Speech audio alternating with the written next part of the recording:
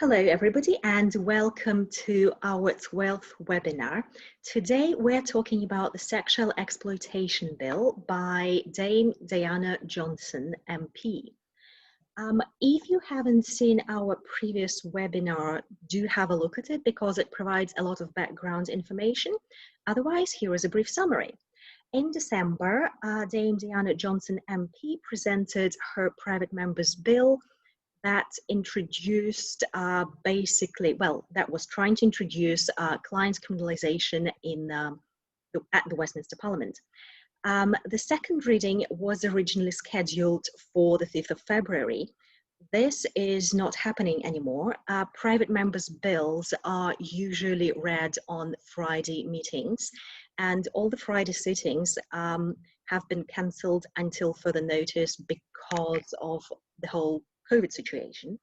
So until they have been reinstated, we do not know when the second reading of that bill is going to happen. We have not been able to find the text of the exact bill yet. It has not been made public, and we have contacted the Dame, and we have not received the copy of the bill. So for this webinar, we're only going to use the speech that was made at the Westminster Parliament on the 9th of December. Because the proposed bill is quite important for the sex worker community in the UK, we decided to make a little series of webinars to talk about everything that the bill involves. We have already, the first installment of the series was our previous webinar number 11, which talked about what 10-minute bills even are. Today we're talking about this specific bill, and next week we're going to talk about the background of why this bill is at the Westminster Parliament right now. Because the second reading of that bill has been pushed back, we now have a little more time. So we decided to include 2 more webinars, all under 10 minutes. And they are going to be about why client criminalization is wrong, and also why criminalizing adult service websites is wrong. And the last webinar in our series is going to be about what we all can do to fight this bill.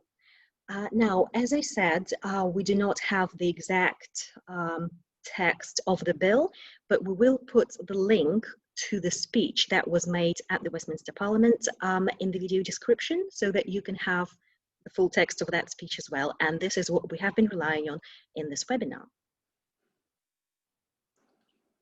Okay, so as we said, we only have the text of the speeches that were made when this bill was introduced, so we're going to have to go on that, but it does give us some nice juicy things to talk about. So in the proposed bill, we have a few things that overlap quite significantly with the current laws in the UK today.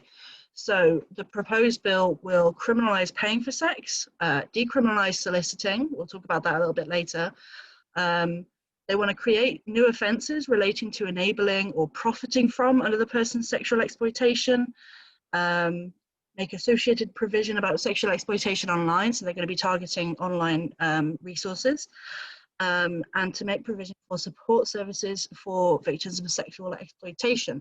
Now, the Modern Slavery Act in 2015 is quite a robust bill that makes illegal any sexual exploitation, slavery, and trafficking.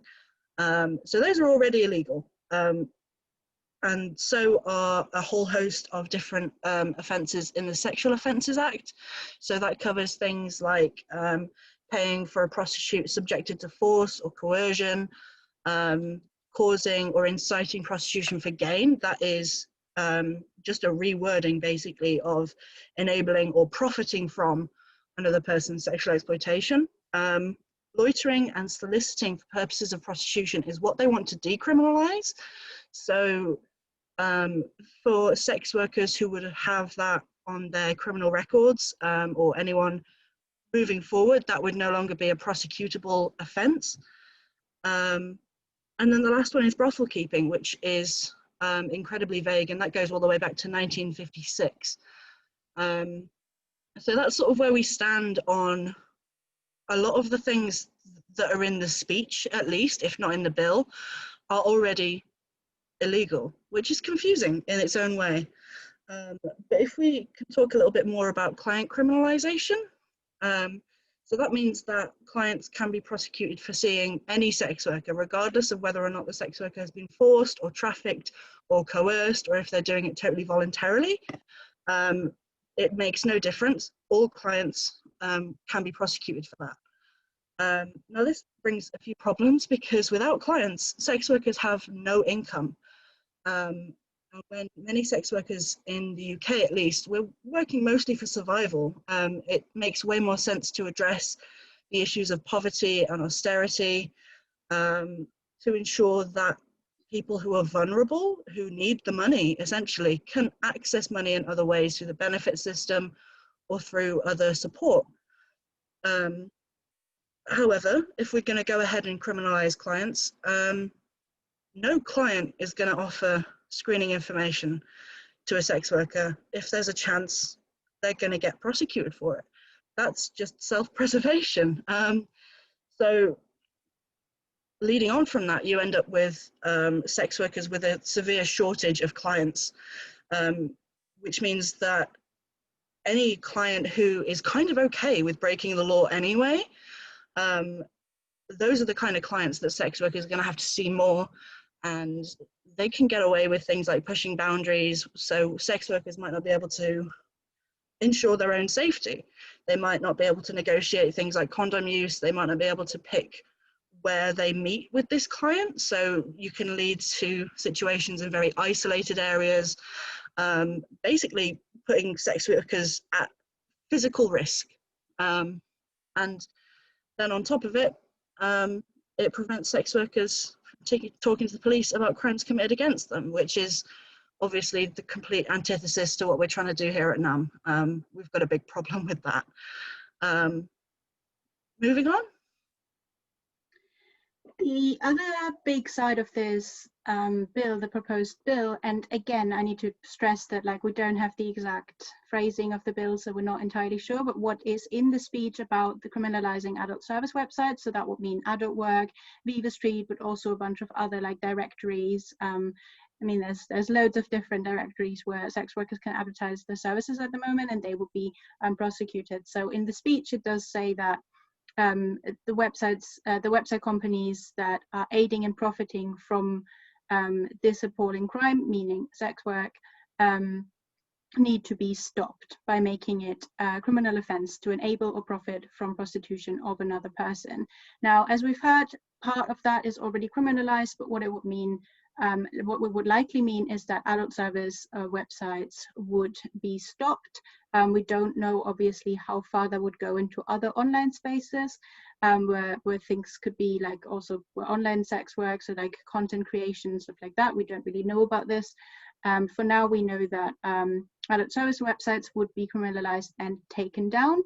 The issue with that is that there is lots of evidence that adult service websites actually provide safety for sex workers, because it is easier to screen clients before meeting them, and it just generally gives greater access to indoor working, which is safer, which tends to be safer. It also means that like sex worker forums or like community websites could be shut down, which means that like any safety advice from other sex workers, from peers, is inaccessible, especially for people who start sex work, who don't really know how it works yet, who don't really know their community personally yet, and also sex workers who don't live in big cities and just aren't able to reach out to other sex workers as easily. And it is also possible that sex worker forums where the coordination of like activism, but also just like peer community meetings, and also the unionization, like actually working for workers' rights, for rights inside brothels or inside other establishments, or for websites, like all of that would be a lot more difficult to organize online. Generally, it can be said that adult service websites, like removing them, would only benefit exploitative pimps, but also any other third members, simply because independent sex workers aren't able to advertise their services independently, like what they want to advertise or what they are comfortable advertising, and therefore have to pay another person or get into some kind of connection with another third party who will advertise for them and procure clients. So that is what we know about the bill. Thank you so much for listening to this one. We hope we gave a little bit of an insight into what the bill entails or is likely to entail. We hope to see you next week when we continue our series. Until then, as always, the NUM casework team is available for you if you want to report a crime committed against you, if you want to report somebody, or if you also just need support with something else. The email and number are on the screen right now. We also have some more information on the website, and we also still have our food voucher program during COVID, because we know this is a super dire time for sex workers. So if you need a food voucher of £25, also contact the casework team. They can sort that for you.